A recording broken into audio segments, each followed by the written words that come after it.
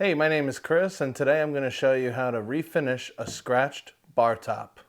Stay tuned.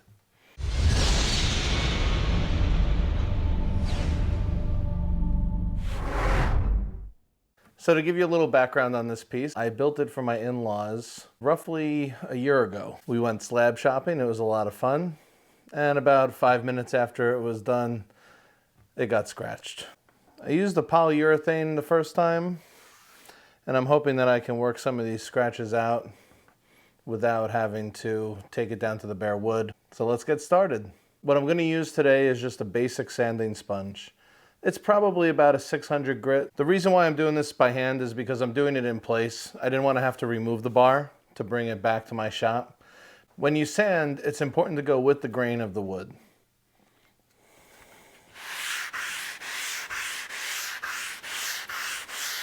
I like that cotton rag on hand just to wipe the dust off, just so you can keep an eye on where you're at.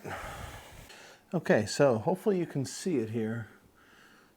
There's a bunch of little superficial scratches and a couple big ones. Some that are a little deeper than others. So we're going to see what we can do here. These might be deeper than we originally thought. Okay, so I did some sanding with the sanding sponge. Now I'm just taking a damp paper towel to assess where I'm at.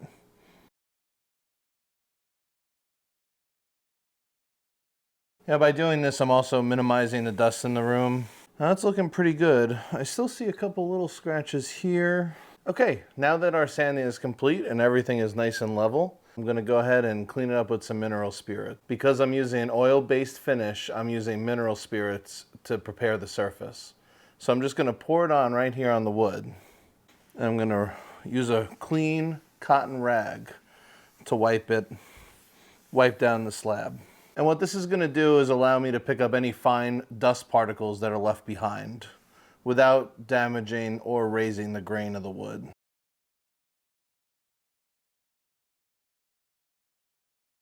Now you can see how it really brings out the color of the wood. While this dries, I'm going to go ahead and pour some polyurethane into a separate container. That way I don't contaminate the pint can. Okay, so the moment of truth.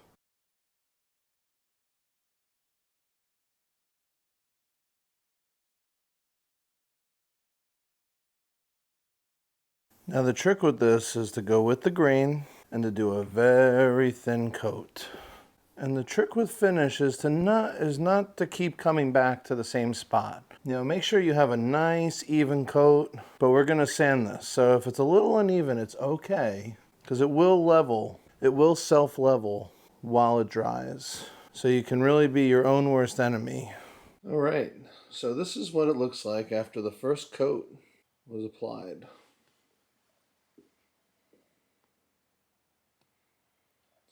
Now it looks pretty good. You got to pay real close attention though, because you can see some bubbles if you look real closely. And if the light hits it just right, sometimes you can see a drip. So now when I do my light sanding, I just have to make sure, see how you can't see it here, but when the light hits it great, just right, there you are. Gone. Drip.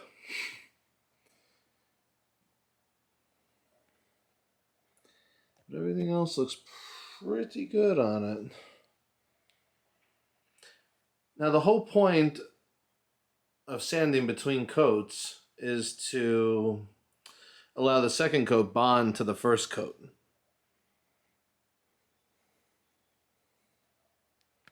The first coat has dried.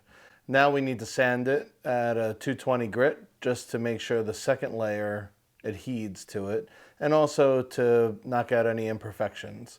Now on the second coat, I'm going to thin it out a little bit with mineral spirits because the polyurethane is very thick.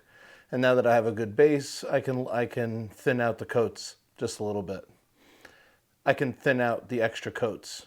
There's only one, maybe two more if we think it needs it. All right, let's get sanding. It's pretty much all you do as a woodworker.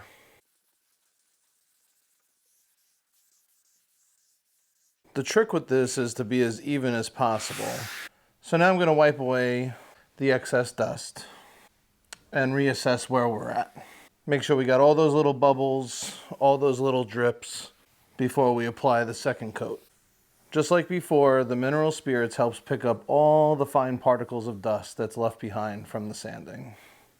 Does a really good job of revealing the grain. Okay, she is all dry and ready for coat number 2, so I'm going to get ready and pour that out.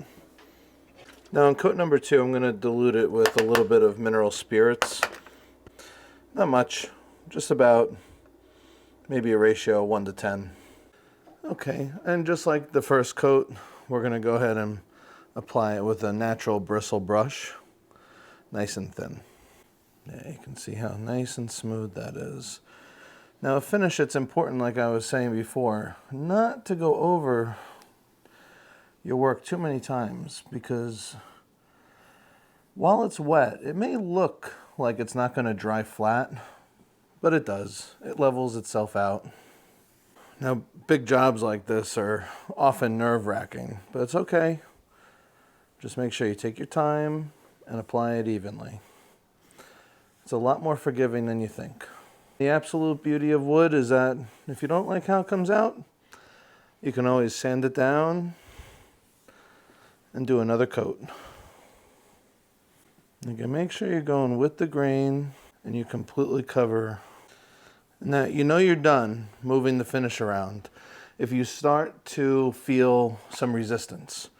If you're trying to touch up some spots that you might have missed the first time, if you run your brush through the finish and it's starting to get tacky, it's time to stop, because you're actually going to do more harm than good.